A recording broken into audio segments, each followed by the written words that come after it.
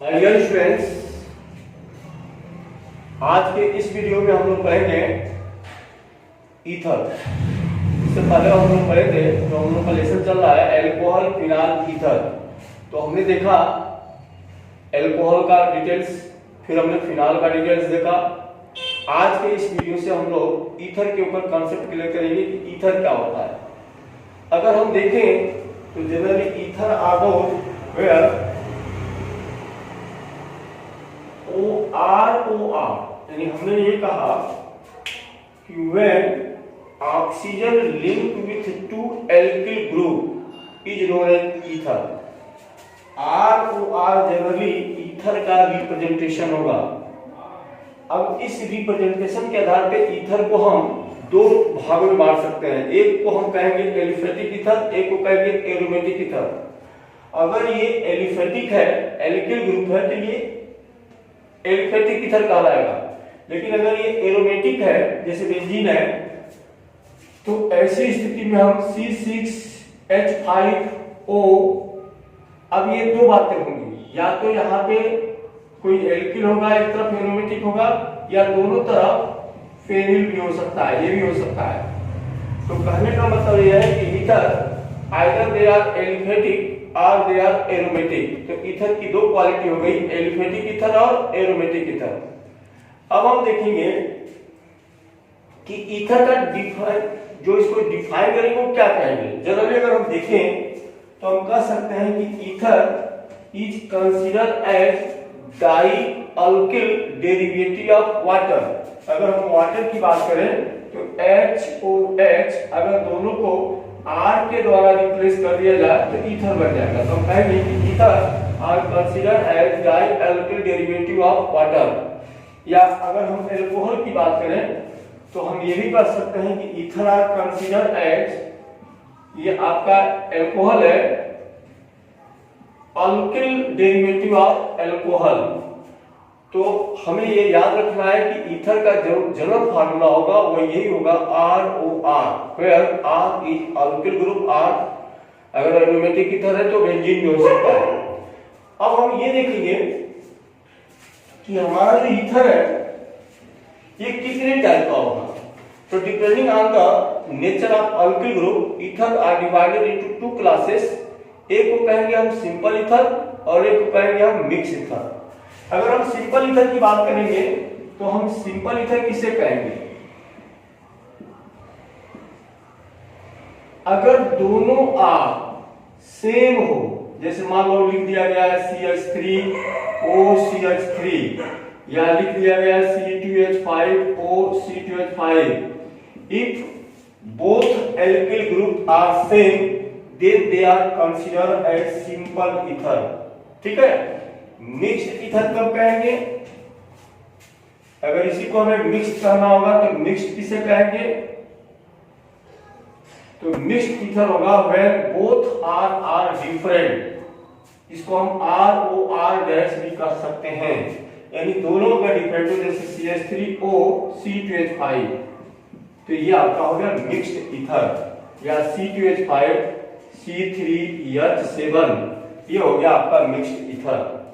तो हमने कहा कि ether are two type, simple ether, mixed ether. Simple किसे कहेंगे हम, when both alkyl group are same.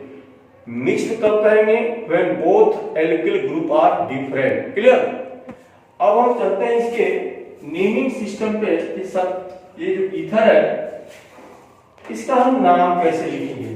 तो नेमिंग सिस्टम में सबसे पहले अगर हम बात करें कॉमन सिस्टम की, तो कॉमन सिस्टम में इसे हम डाई अल्किल ईथर के नाम से जानते हैं।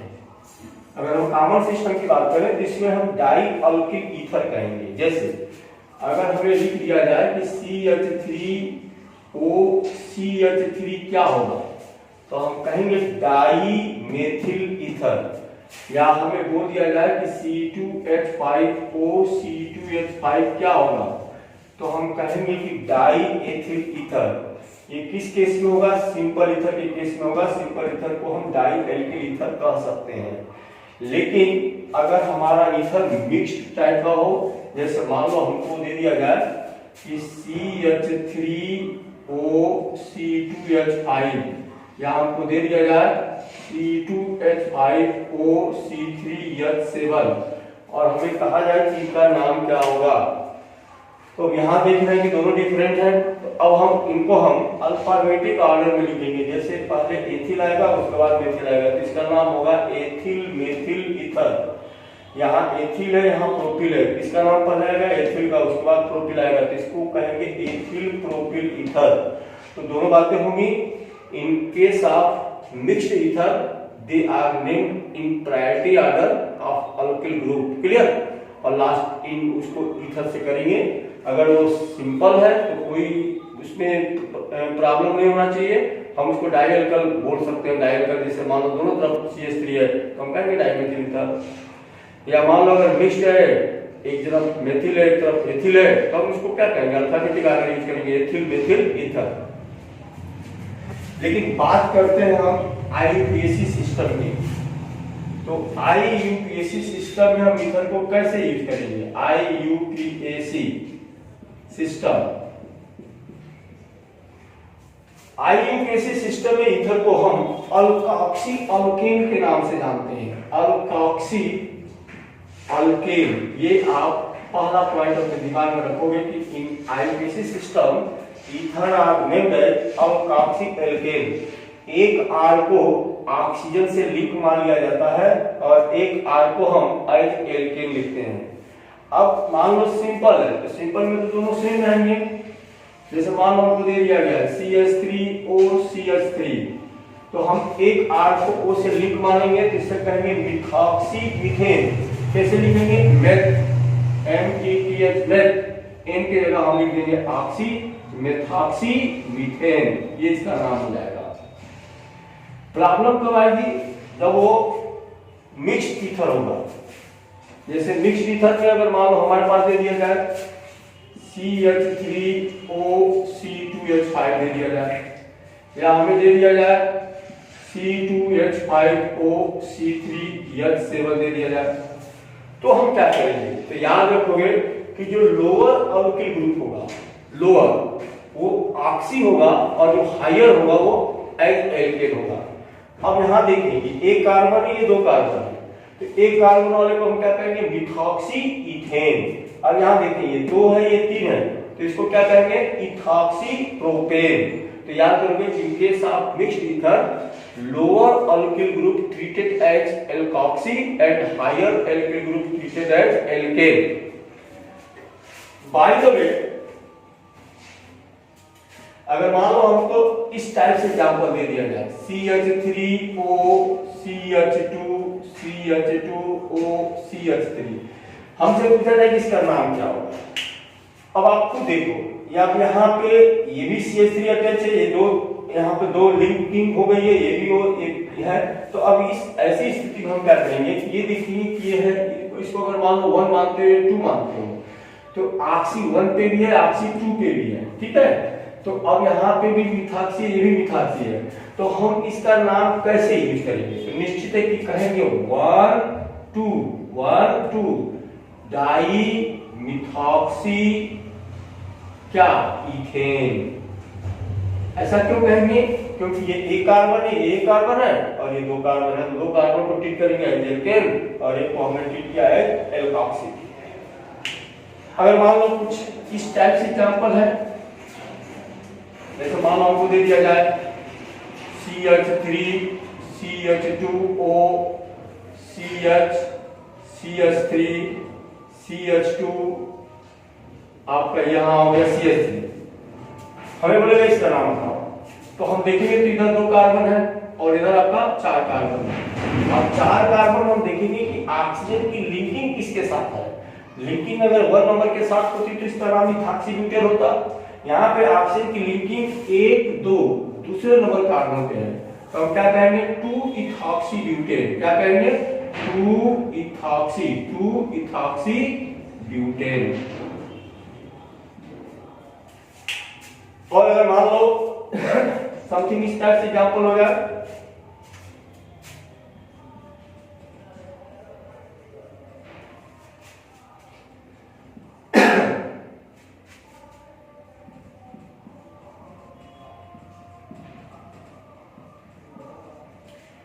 अब यहाँ आप देखोगे कि इधर 2 कार्बन है और इधर आपका 4 कार्बन है, तो निश्चित है कि ये ऑक्सी होगा।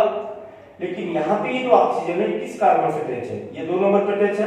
अगर इधर से भी चलेंगे तो ये 1 2 3 हो जाएगा, लंबी चेन 3 की होगी, तो हम कहेंगे 2 इथॉक्सी हो गया। और 2 पे अब ये ब्रांच हो जाएगा 2 मेथिल और क्या होगा? प्रोपेन, ये इसका नाम होगा। तो इस तरीके से नेमिंग सिस्टम में एक बार और हम आपको क्लियर कर दें कि कॉमन सिस्टम में जो ईथर होता है, अगर सिंपल ईथर है तो they are treated as dialkyl ether, अगर मिक्स्ड है तो प्रायोरिटी ऑर्डर में हम इसको अल्किल ईथर कहेंगे। IUPAC सिस्टम में they are treated as alkoxy alkane. Alkoxy alkane यानी वहां पे अगर सिंपल ईथर है तो दोनों तरफ नंबर ऑफ कार्बन सेम होंगे, तो एक के अंत में उसको ऑक्सीजन से लिंक मानेंगे, एन हटा के ऑक्सी लगा देंगे तो हो जाएगा alkoxy alkane. But in case of mixed ether, lower alkyl group treated as alkoxy and higher treated as alkane. Clear?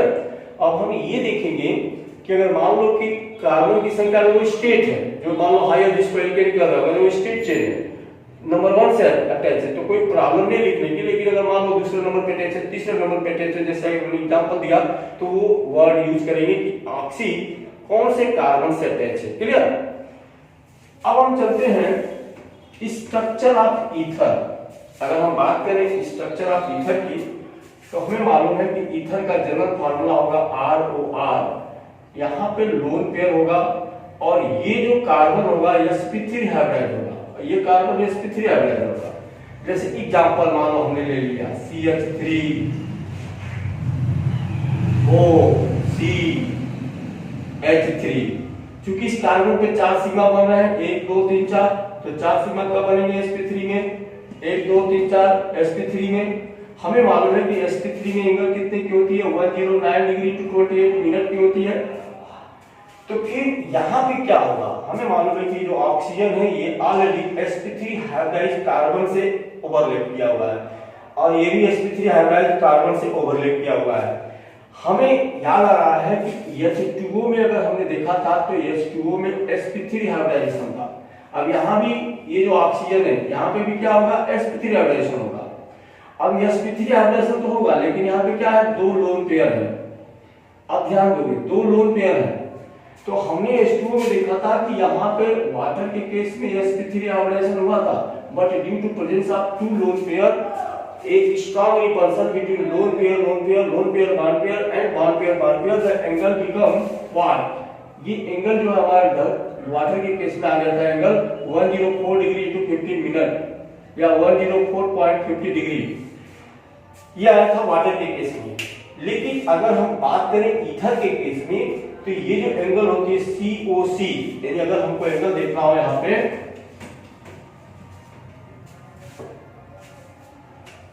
अगर हम ये एंगल देखेंगे COC, ऑलरेडी यहाँ पे sp3 हाइब्रिडाइजेशन है, यानी both carbon are attach with sp3 hybrid orbital of oxygen, जहां पे 2 बॉन्ड पेयर है और 2 लोन पेयर है।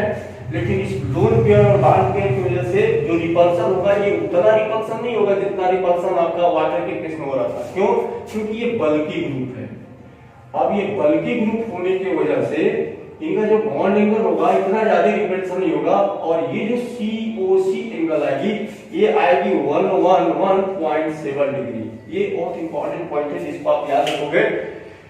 हमसे पूछेगा कि वाटर के केस में ऑक्सीजन sp3 हाइब्रिडाइज होता है जहां पे एंगल कितना आता है? 104 डिग्री आता है at the place of 109 degree, but in case of ether why the bond angle COC become 111.7 degree.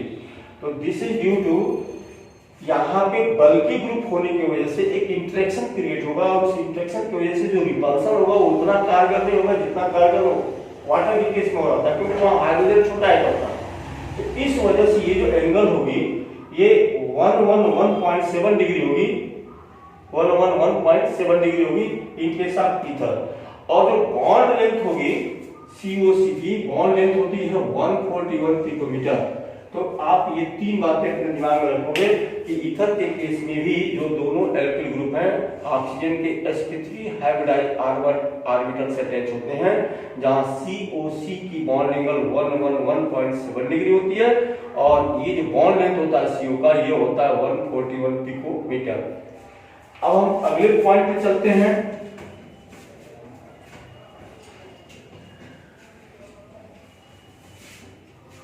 अगला हमारा आता है isomerism in ether. Isomerism in ether हमें मालूम है, सबसे पहले तो हम ये समझें कि आइसोमेरिज्म क्या होती है। तो हमने पढ़ा है कि एक प्रोसेस और एक phenomena in which two or more than two different structure having similar molecular formula is known as isomerism and that structure is known as isomer। तो हम अगर ईथर की बात करें तो ईथर में तीन टाइप के आइसोमेरिज्म एग्जिस्ट होते हैं। क्या क्या? तो पहला तो यहाँ पे चेन आइसोमेरिज्म होता है। जरा इसको पहले समझे, चेन आइसोमेरिज्म। जैसे मान लो हमने लिख दिया CH3O CH2 CH2 CH2 CH3। अब देखें यहाँ पे कार्बन ये आपका अगर आईपीसी में देखें तो इसका नाम क्या हो जाएगा? मीथॉक्सी ब्यूटेन, क्योंकि इसे हम 1 कंसीडर कर लेंगे। अब अगर मान लो कि इसके चेन को अगर हम डिस्टर्ब करते हैं, जैसे 4 की चेन है, इसको तोड़ के अगर हम यहाँ ला देते हैं तो क्या बन जाएगा? CH3O CH2, इसको तोड़ के यहाँ लाओगे तो यहाँ H हो जाएगा, CH हो जाएगा और एक ही H यहाँ बढ़ जाएगा, ये CH3 हो गया। अब इसका नाम क्या हो जाएगा? तो 1 2 3, तो अब इसका भी नाम हो जाएगा मीथॉक्सी। क्लियर हो गया? Methoxy 2 methyl propane. अब ये हो गया 2 मेथिल प्रोपेन। अब हम क्या करें कि इसको यहाँ देखो, ये जो है इस 2 नंबर को हम यहाँ पर अटैच कर दें तो हम इसको ऐसे लिख सकते हैं CH3O, इसको कर दें CH, ये आपका हो गया CH3 और ये हो गया आपका CH2 CH3। अब यहाँ देखिए ये हो गया आपका 1 2 3 4, तो अब इसका नाम हो जाएगा मिथॉक्सी। अब ये देखो 2 नंबर पर अटैच है तो ये आपका हो गया 2 मिथॉक्सी क्या? ब्यूटेन। तो इस तरीके से अगर हम देखें तो चेन की वजह से यहाँ पे तो ये पोजीशन आ गया। अगर हम चेन की बात करें तो चेन की वजह से हमने देखा कि इस चेन को हमने क्या किया? CH3O CH2, ये नंबर 1 पर अटैच है ना, सिंगल चेन स्ट्रेट चेन है, तो हमने इसको कर दिया मिथॉक्सी ब्यूटेन। अब अगर हमने इसकी ब्रांचिंग कर दी तो इसे हम जो है कहेंगे methoxy 2 methyl propane. Clear?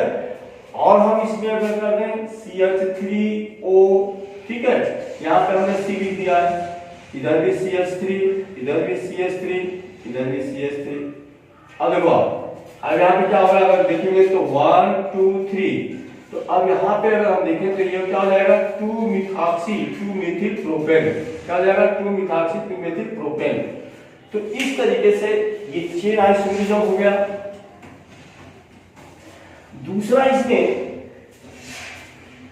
Isomerism जो डेवलप होता है वो होता है मेटामेरिज्म। मेटामेरिज्म क्या होती है? मेटामेरिज्म, तो the change in position of oxygen is known as metamerism. जैसे हमने लिख दिया CH3O CH2 CH2 CH2 CH2 CH3, मान लो ऐसा हमने लिख दिया। क्या नाम हो जाएगा इसका?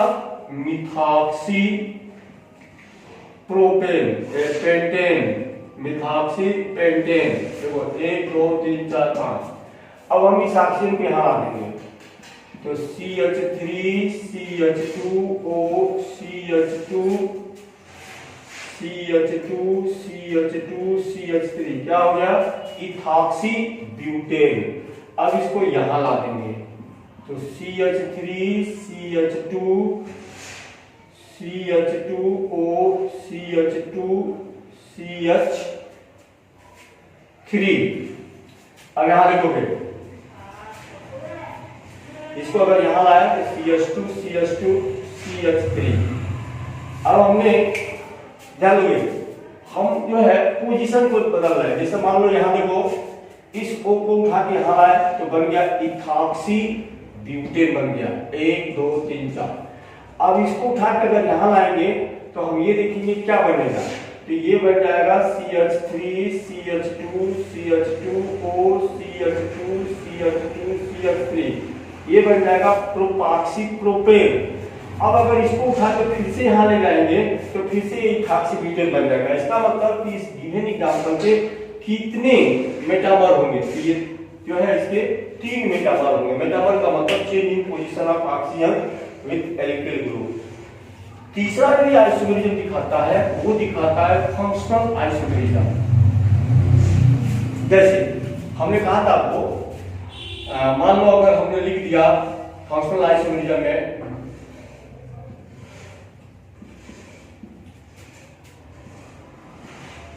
फंक्शनल आइसोमेरिज्म, तो फंक्शनल आइसोमेरिज्म में ये as alcohol and ether treat होता है। इसके जो आइसोमर बनते हैं एज एल्कोहल और ईथर होते हैं। तो अगर मान लो कि अगर हमें पूछेगा कि अगर कोई फार्मूला दे देगा, जैसे सपोज करो मान लो हमने ले लिया CH3O CH2 CH2 CH2 CH3, कितने कार्बन हो गए यहाँ आप देखोगे तो 5 हो गए। हाइड्रोजन कितने हो गए, 3 2 5 2 7 2 9 3 12 हो गए। ऑक्सीजन 1 हो गया। अगर हमें कहेगा कि C5H10O के कितने आइसोमर बनेंगे तो हम कैसे निकालेंगे, सबसे पहले ये देखोगे। हमने क्या कहा कि ईथर फंक्शनल में क्या देगा, एल्कोहल भी दे सकता है ईथर भी दे सकता है। कैसे, जैसे मान लो अगर हमारा हो CH3 CH2OH, ये एल्कोहल है, O को यहाँ कर दो तो CH3O CH3, ये हो गया ethoxy butane, that is functional isomerism. लेकिन हमें फार्मूला दिया है कि C5H12O, हमें दिया है कि C5H12O के कितने आइसोमर होंगे, तो हमको कैसे निकालना है। सबसे पहले हम टोटल आइसोमर निकालेंगे। टोटल आइसोमर I ये बराबर होगा 2 की पावर n - 1 ये फार्मूला आप याद रखोगे, जहां n जो है असिमेट्रिक कार्बन है, टोटल नंबर ऑफ कार्बन है। टोटल नंबर ऑफ कार्बन यहाँ कितना हो गया 5। तो अगर इसको हल करोगे तो 2 5 - 1 - 1 5 - 1 का मतलब कितना हो गया 4 हो गया। 2 का पावर 4 का मतलब हो गया 16, 16 में से 1 गया 15, यानी इसके टोटल कितने आइसोमर बनेंगे, 15 आइसोमर बनेंगे। अब हमको निकालना है कि इस 15 में एल्कोहल कितने होंगे, तो नंबर ऑफ एल्कोहल हम इसको I1 करेंगे। तो इसका जो है फार्मूला है हमारा 2 की पावर n - 2। तो अब 2 की पावर n - 2 करोगे तो इधर देखो n की वैल्यू यहाँ पे क्या है 5 है, 5 में से 2 गया 3, तो टोटल कितना जाएगा 8 आइसोमर, यानी इसके 8 तो एल्कोहल बनेंगे। फिर नंबर ऑफ ईथर आइसोमर कितने बनेंगे I2। ये सेम क्वेश्चन हम लोग एल्कोहल वाले केस में किए थे। तो इसके लिए हमारा फार्मूला हो जाएगा 2 की पावर n - 1 उसके बाद आपका होगा 2n - 2। क्लियर, ये बीच में आपका माइनस साइन है, ऐसे कर दो इसको -2 की पावर n - 2। अब ये फार्मूले हम हल करेंगे तो देखो इधर यहाँ पे n की वैल्यू आपको क्या रखना है 5, 5 में से क्या आपका कितना हो गया 4 16। अब यहाँ देखो तो n - 1 जो है ये आपका हो गया 16, और यहाँ पे देखोगे n - 2 है तो ये हो गया 8।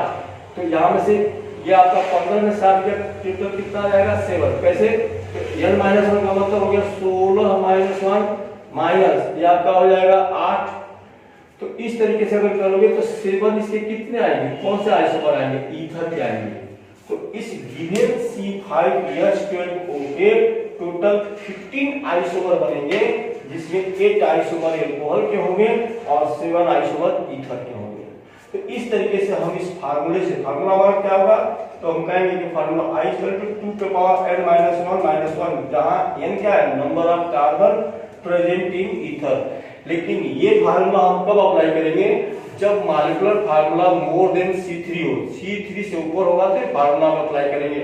अगर हमको लोअर दिया जाएगा तो हम डायरेक्टली उसको लिख सकते हैं, उसमें कुछ फार्मूला की जरूरत नहीं है। तो इस तरीके से टोटल 15 मिला, 15 में से हमको अल्कोहल मिला 8 और ईथर मिलेगा 7।